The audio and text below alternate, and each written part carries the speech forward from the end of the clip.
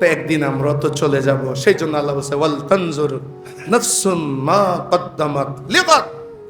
প্রত্যেকটি নফস, প্রত্যেকটি ব্যক্তি মেডিটেশন করতে বলছে আল্লাহ। মেডিটেশন করো, করার পরে দেখো, তুমি চিন্তা করো, ধ্যানের মধ্যে বসে যাও।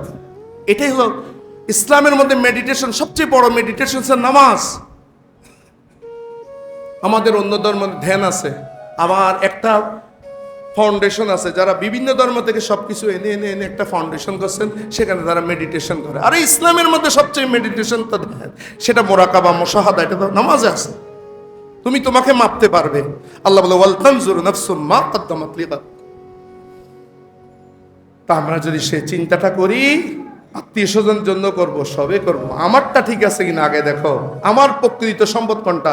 আমার প্রকৃত সম্পদ হচ্ছে আমার কবর, আমার আখিরাত। আল্লাহ রাব্বুল আলামিন সেগুলো আমাদেরকে সম্পন্ন করার তৌফিক দান করুন।